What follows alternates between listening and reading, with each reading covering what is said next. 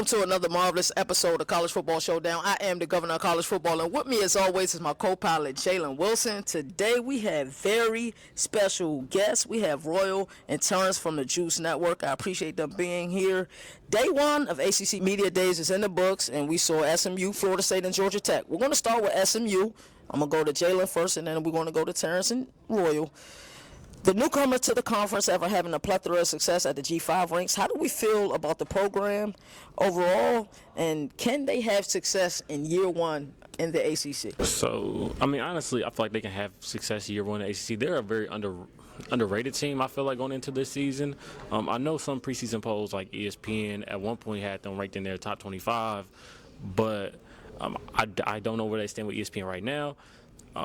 But I feel like, just because they were a group of five or group of four team, and they're coming now into one of the better conferences in college football, people are sleeping on them. But I feel like they have a pretty underrated roster, and they can really potentially, I want to say, contend for the ACC title. But I feel like they can make a push at some point. To you, Terrence? Yeah, I think SMU definitely is a dark horse to compete for an ACC championship, get to Charlotte. When you look at their coaching, Rhett Lashley, very well-known coach, very good on offense. SMU is going to bring a very explosive offense to the ACC. They have a lot of speed. They're in Texas, which is a football hotbed, so they're going to get good recruits. So I feel like they have the opportunity to come in and be a top 4 or 5 team in the ACC in year one, and then continue to improve and build and be a dark horse for years to come. I feel like SMU, they have a lot to prove. A lot unproven. They come into ACC as a first-timer. They're going to be on everybody's highlight schedule for sure. I think the main thing with SMU is they have a deep receiving core, one of the deepest receiving cores in the ACC, one of the deepest receiving cores in Texas, the whole state in general. I think that, a 2-quarterback system, one quarterback is a dual threat, the second one is more of a pocket passer.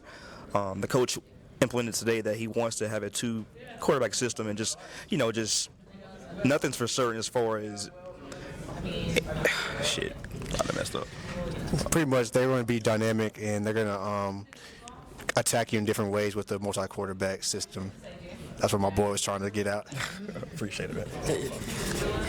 Absolutely. So I guess we can't continue this episode without talking about Jim Phillips. So I thought Jim Phillips had an opportunity last season when Florida State was left out of the college football playoff to really attack everybody. Like, there's no way that they should have been left out of the college football playoff last season, and he handled it with such grace and he handled it with such dignity. I don't think we got that out of Jim Phillips today. Today, Jim Phillips used very choice words, and I highlighted some of those choice words. School signed the contracts not once but twice. Passions can lead to personal attacks. Willingly signed the grants of rights. He was really stern. I was kind of glad to see that from Jim Phillips. I thought that's what the type of leadership that, honestly, the conference needed. I'm going to start with you, Jalen. How did you feel about Jim Phillips and some of his words today? Yeah, I like some of his words. Me and you we kind of talked about this, and was hoping he said something about this, like Florida State and Clemson potentially leaving the ACC, and them being in talks about leaving the ACC. Yeah, me and you was talking about this, and we were just wondering what he was going to say, and he addressed it. And I love the fact that he pointed out that they renewed 2 years back to back with the ACC, their contract, and he made really sure to point that out as well. But I feel like he addressed most things that we wanted. And when he did say a couple key things, I kind of looked at you and was like, oh, hey, he just did that. All right, so I'm gonna go to Terrence and Royal. I'm gonna start with Royal first. Royal, you had an opportunity to talk to Commissioner Phillips. You want to talk about a little bit what you was able to ask him? Yes, sir. For year 3, the third year in a row, the topic of discussion has been NIL and mandating getting law involved. The biggest thing for not just the media but the players in general has been mandating NIL. You've had coaches for the past 3 years sing their sentiments on regulation of NIL. You have players going to schools for the bag, and let's just call it like it is. They're going to schools for bag, not just the education. But Commissioner Phillips kept mentioning today as far as student athlete first. We all are not blind and naive to think that a lot of these kids are not going to these places for the bag. That's what it boils down to. We understand it's a student athlete, but Commissioner Phillips kept implementing today it's a student athlete first. We know that's not the case at all. It's about who's going to pay you, what have you done for me lately. That's what college football is right now. And Commissioner Phillips put his foot down, but we all know a lot of the answers were pillow soft. Everything was rehearsed. We know what the deal is, man. Like, we understand that you have a PR person giving you and telling you what to say, but at the end of the day, it's about what's good for the college football player. Education, yeah, we understand this first, but these players want to get paid. They've been playing for these type of schools for years and years and decades with no type of incentive or monetary value. They want what's due. That's what it boils down to. Great job, Royal. Same question to you, Terrence. Yeah, one of the things that I took away from his speech was revenue distribution. One of the reasons why FSU and Clemson are trying to lead the ACC is because the numbers are out there. Those are your two flagship programs as far as viewership, TV ratings, and branding. And they're bringing in the majority of the viewers, but they have to share the revenue equally amongst other schools who might not get those viewership or TV ratings. So he mentioned, if you go to the college football playoff or advance in the NCAA tournament, you can get a greater piece of the pie. So is that going to be enough to keep FSU and Clemson happy? I don't think so. I think their mind is made up because when you look at the TV money that these Big Ten teams are getting, these SEC teams are getting, ESPN is giving the SEC a bag to put their programming on those primetime slots. He mentioned programming in primetime slots today.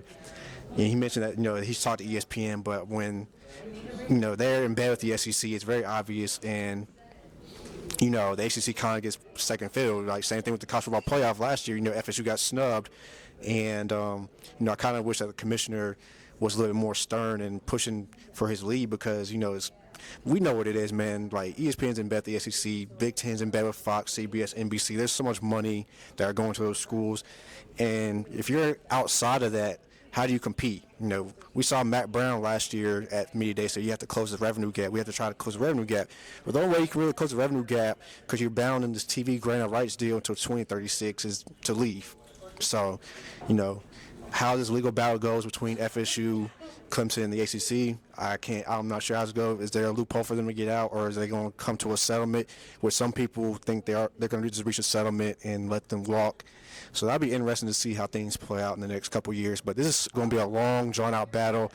It's already getting nasty. It's going to get nastier as more comes out and it goes through the court. So just buckle up and stay tuned because this is far from being over. Yeah, and you mentioned like the revenue from making the college football playoffs and making the NCAA tournament and advancing farther in those tournaments.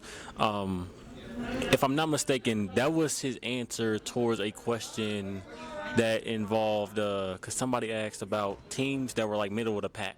So do you think they did that more for the middle of the pack teams or just for the whole conference? I think it's for the conference as a whole. If you want to get the bigger piece of the pie, you have to earn it, And maybe, the ACC is a competitive league, when you bring in SMU and with some other teams like Georgia Tech's coming up, we'll talk about Georgia Tech in a little bit, but, it gives those teams more incentive to try to boost their program because, some teams, and I hate to say it, they're comfortable just being bottom feeders as long as they get that bag. They're going to get TV revenue. They're not trying to compete, or they accept mediocrity. So now, when you force teams to get a big piece of the pie based on their merit on the field and performance on the field, other teams are going to have to step their game up. So I think it's really for the conference as a whole. But it does, if you're already on top and you're FSU and Clemson, you can recruit very well.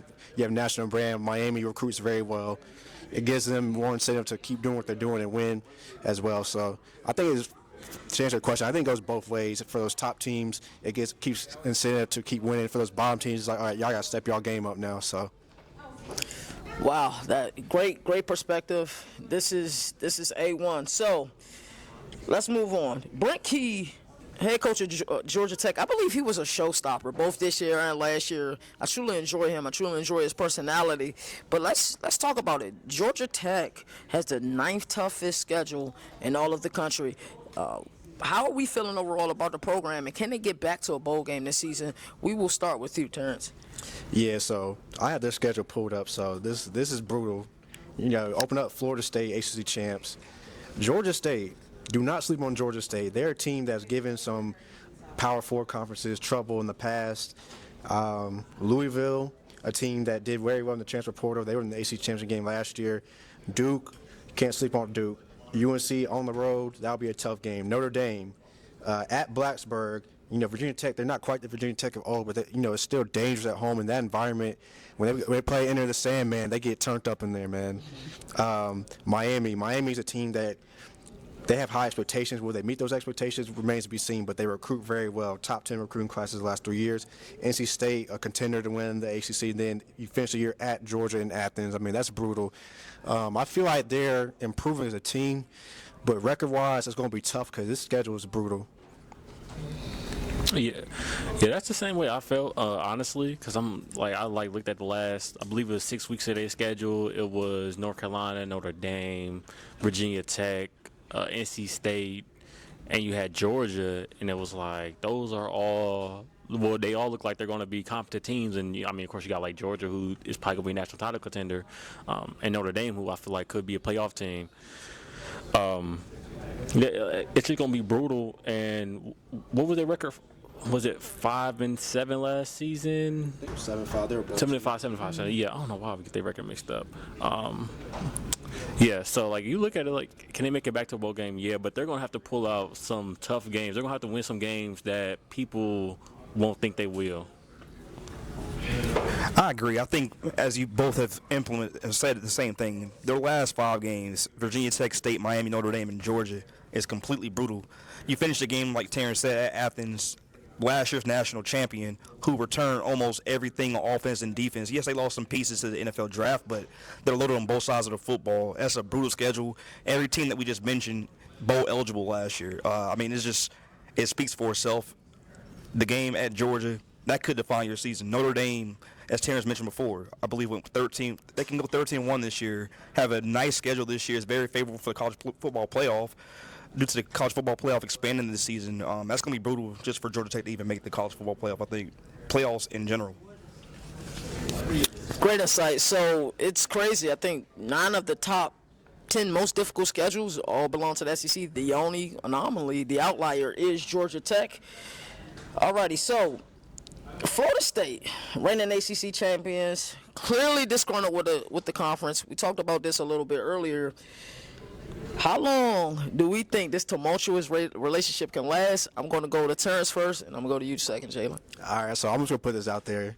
I've been an FSU fan since like 2000. Peter Warwick Dunn, Peter Warwick, all that. But, I follow the program pretty closely. So how long do I think they're going to still be in the league? I give it. So they came out today and said that they won't, petition to get out or file paperwork to leave the league. So they'll be in the league through next year as well. After that, it's going to be up to the courts. Some people think that they're just going to settle and they'll probably do a buyout and they have to buy their way out.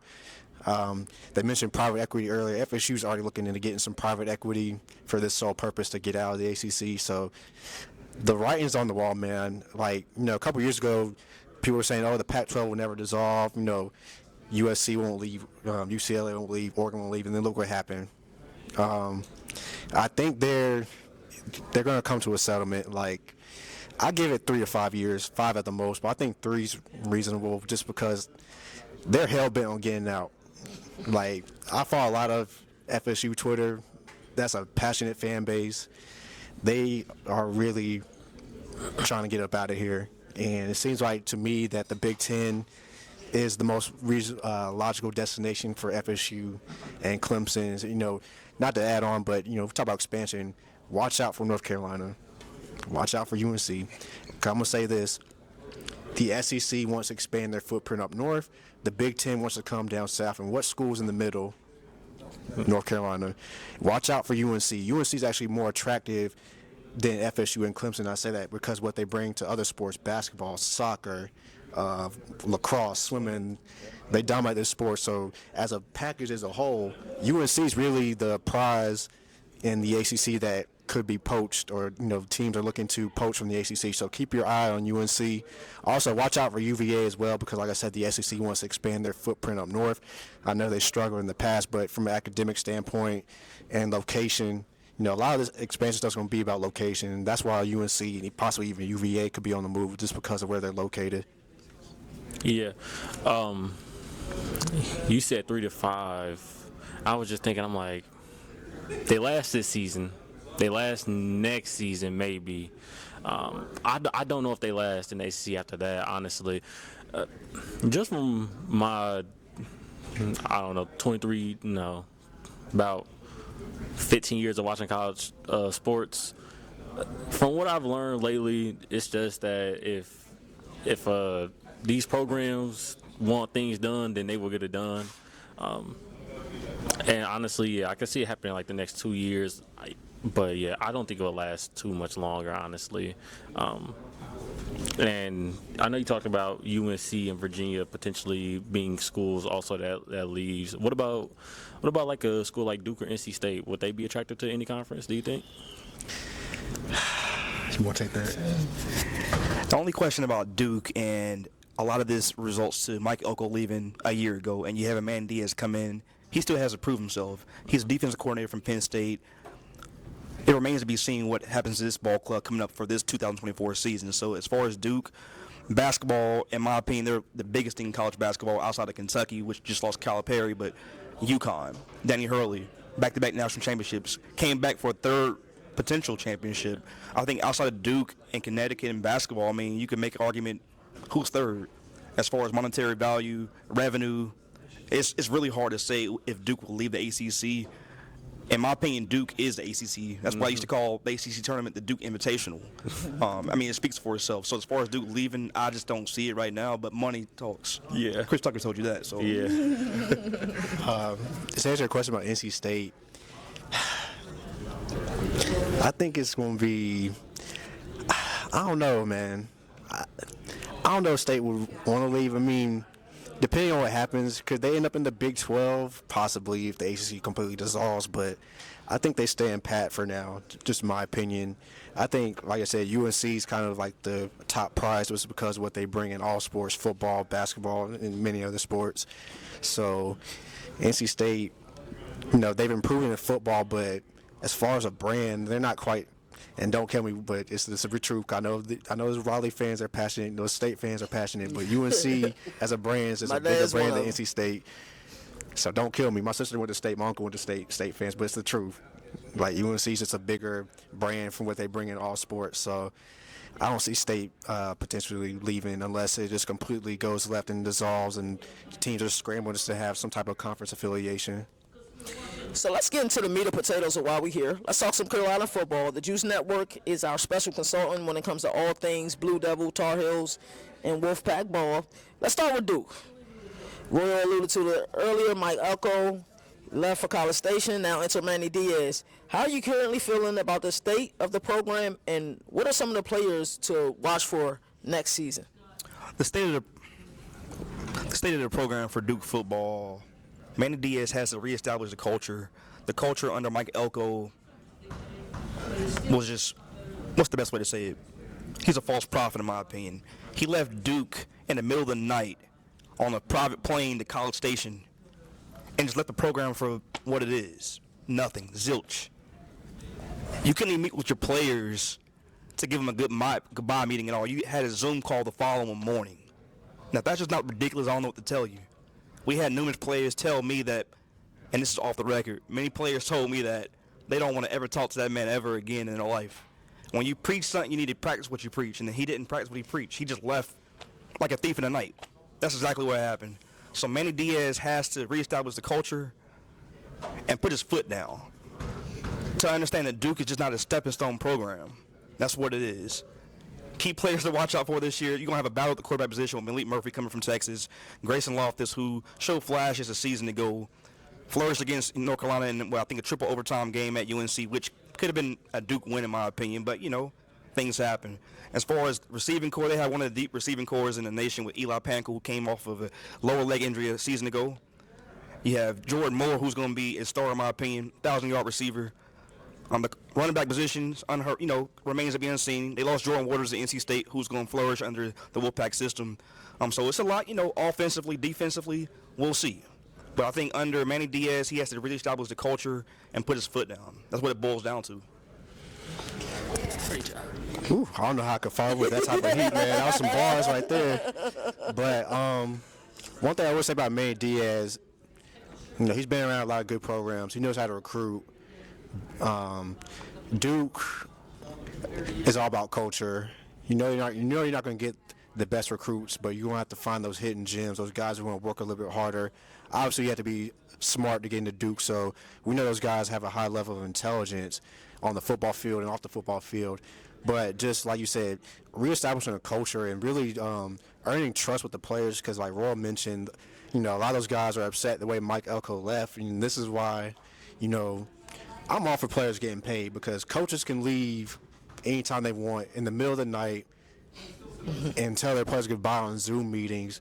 Or we see Jimbo Fisher, how he left Florida State in the middle of the night. Jed Fish, another one just kind of left terribly. Yeah, coaches can leave literally in the middle of the night and be like, you know what, I'm out of here. More money, more opportunities. I respect Jeff Hafley, kind of the way he just said deuces to BC. Yeah, man. So, this is why players should be able to do the same thing. Malik Murphy, speaking of players coming from Texas, big, strong, athletic quarterback. We saw him a couple times fill in for Quinn Ewers when Quinn Ewers was injured. Bring a different dynamic to the Duke offense than Riley Leonard. He can push the ball down the field. Very athletic. Riley Leonard's athletic, but this is a different type of athlete. Let's just be real. Them boys from Texas are different. Mm-hmm. But Duke had a very good season last year. Unfortunately, that got derailed by injuries. I felt like they could have been a top 25 team before, the injuries to Riley Leonard and some other key pieces on that team, and they had a brutal stretch where they had to play Florida State and Louisville in back-to-back weeks. That's about as brutal as it gets in the ACC. But I feel like Duke's one of those teams that's going to be, I'll say they're a dark horse. You can't sleep on them. They're going to compete. They're going to play hard. They still have that DNA from that unit last year that was successful, and they had one of the best turnarounds in recent ACC football history. So don't sleep on Duke, but it's going to be a new coach, a new program. It might take some time to gel, but I think Duke's still going to be a team that you're going to have to deal with and respect in this league for sure. Hey, I have a question for Royal. Yes, sir. Yeah, so you said Manny Diaz has to go out there and prove that Duke is not just a stepping stone program. Do you think it's possible for him to be able to do that? Do you think Duke has the resources to do that in football? I believe they have the resources, but as I mentioned to Jim Phillips earlier, a lot of coaches a season ago sun their sentiments on not being able to compete with the Alabamas, Notre Dames, Clemsons of the world when it comes to NIL. Mm-hmm. Money talks. Let's just call it like it is. Yeah. If you don't have the money or have the bread, you're not going to be able to get some of these players at all. Let's just call it like it is. And I feel like for Duke, for them to get Malik Murphy, they're bringing 2 quarterbacks on Wednesday. A lot of teams are not doing that. And I've asked Manny Diaz myself, hey, who's going to be your starting quarterback? And he doesn't even know right now. Yeah. So for him to be slick about it, he's bringing 2 quarterbacks on Wednesday to kind of shut that notion down like, hey, no number one quarterback's been projected at all right now. So for him to do that, for you to bring Malik from Texas, you're not just bringing him over here just to sit the bench. Let's just call it like it is. We're talking about a 4 or 5 star recruit. Exactly. He's 6'5", 238. You don't bring him into Durham just to sit the bench. You mean to tell me he came to Durham and didn't get any kind of money at all? Yeah. Like, he got something. The NIL talks, man. So I think for Duke resources, the donors, the alumni, the bag, man, whoever it is, you have to get somebody in there to get more resources, more funding in the program. But as I mentioned, Jim Phillips, a lot of these middle-pack teams are having an issue because they're not able to compete with the top of the dogs when it comes to money because revenue sharing. Trying to decline that revenue gap between the Tier 1 schools and the Tier 4 schools. So if they get more funding into the program, I think that they can get those top of, 5-star recruits. But it remains to be seen right now, man. Excellent insight. Mack Brown and the North Carolina Tar Heels have had a very successful quarterback stints with Sam Howell and Drake May, and the conference leading rusher Omarion Hampton will lead the charge. But the $1 million question is, Who will be the guy at quarterback? And of course, the Juice Network is our insiders.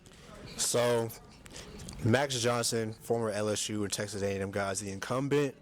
But there are a lot of UNC fans, and I follow a lot of UNC fans that want Connor Harrell to be the guy. He showed some flashes in the bowl game last year.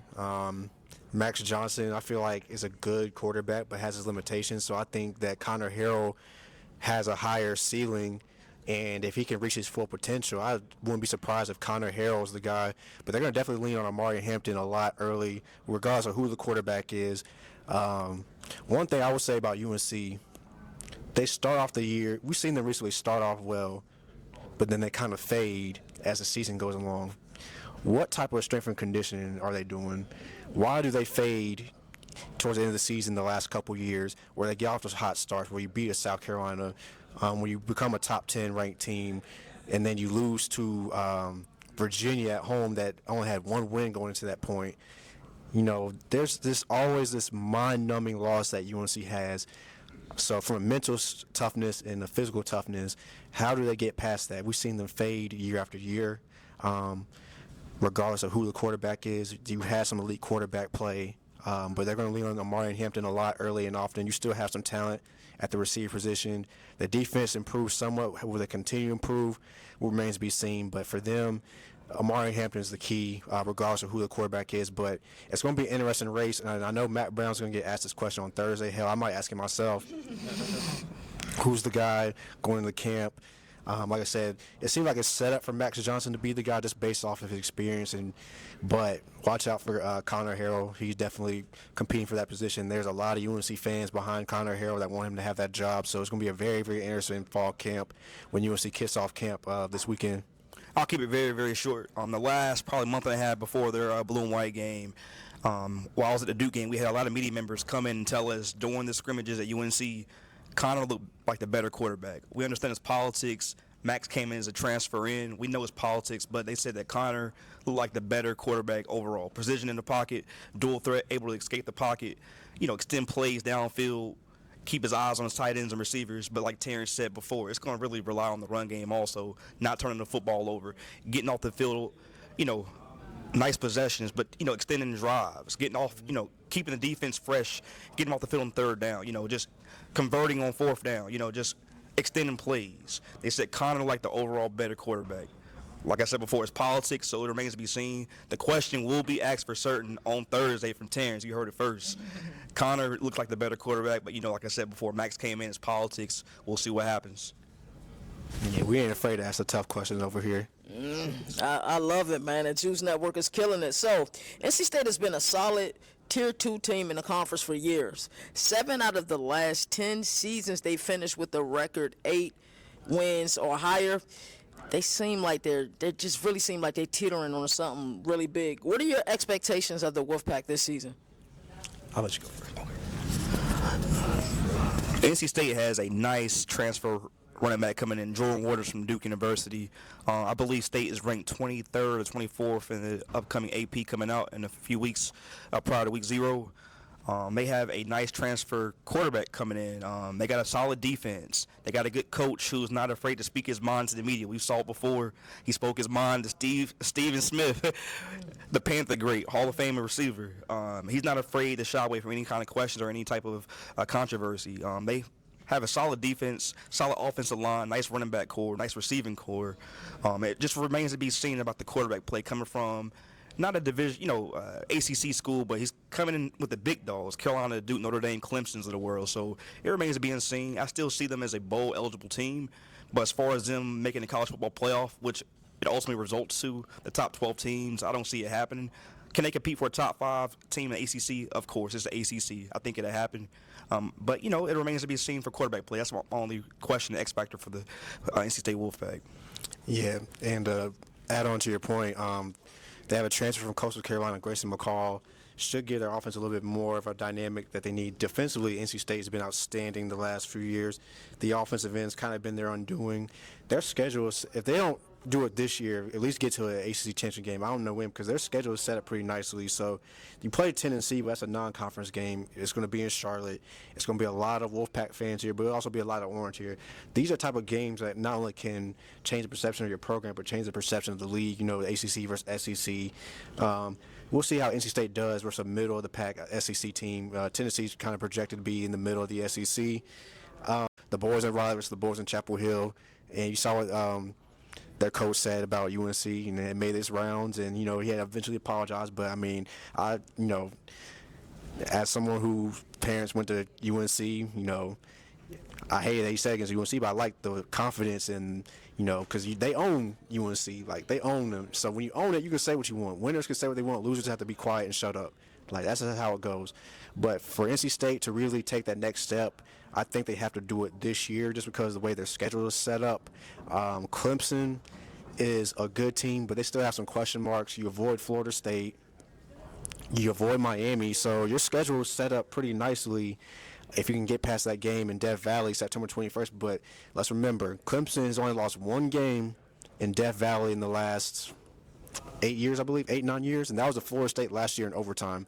Before that, they had not lost a home game in 8 years.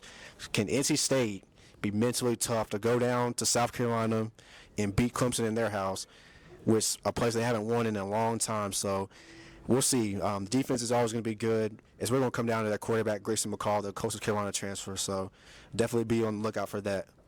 Also, shout out to Grayson McCall. I had the wonderful opportunity to interview him last year over on the CFB Nation. We're ready to take this home. I want to give a special shout out to both Terrence and Royal. They came in here. They handled their own. I truly appreciate them. And make sure you guys go follow the Juice Network. They're doing a lot of amazing things there.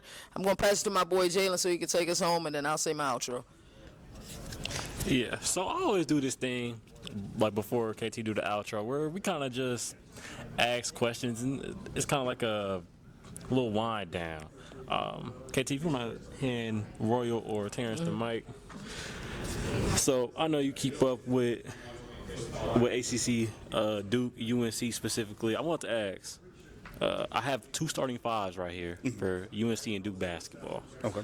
Who do you think wins? Bobby Hurley at the point, JJ Redick. I'm gonna cut you off, brother, man. And I'm doing this in respect. I'm gonna do this in respect for UNC and Duke basketball. I may be a Duke fan, but I'm a Duke realist. When it comes to all-time starting five, UNC is gonna beat Duke, regardless of who you put on the floor for Duke. And trust me, and I heard this conversation many times. I'm a Duke basketball fan, but when it comes to position by position, yeah, they both have Hall of Famers, All-Americans on both sides of the basketball, but anybody that has Michael Jordan on their team, man, case closed, man. Case closed. But Jordan not top three. Jordan not top three? No. What? No.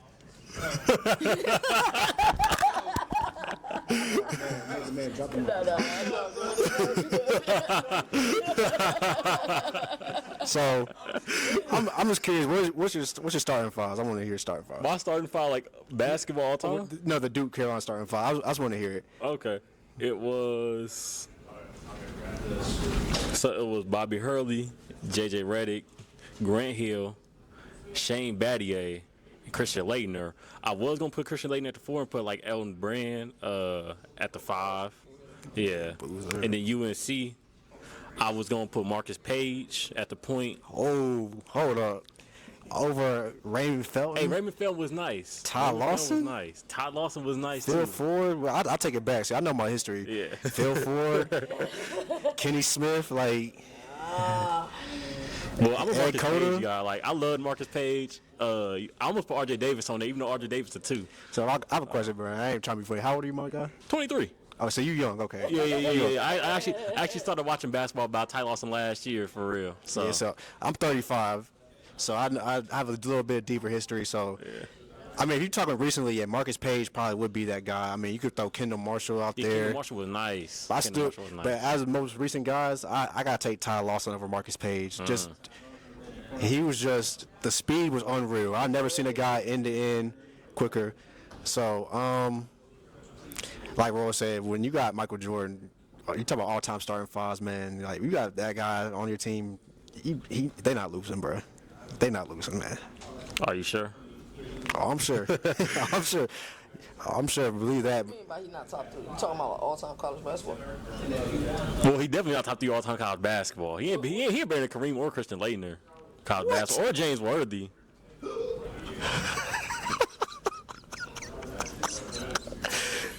Bro, James Worthy admitted that he was better than Michael Jordan for like a week when Jordan first came in. That he knew that Jordan was better. Come on, bro.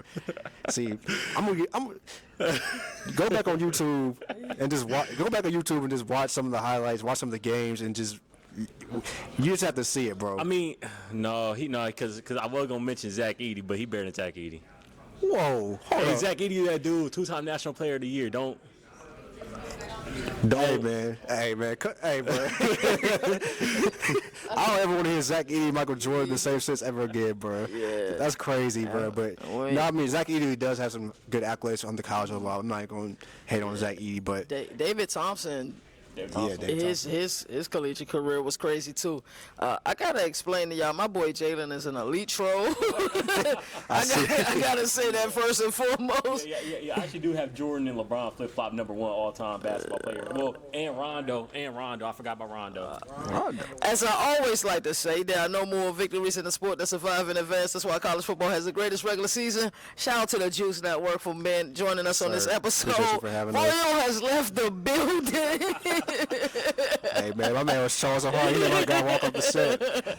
Hey, he pulled the, what's my man name, man? They got the podcast, man, that left when the Migos is on the set. Oh, yeah, Joe Budden. Joe Budden, he pulled the Joe Budden. He unplugged the mic. Yeah, Man. Hey, Jalen, where our theme music? That's it.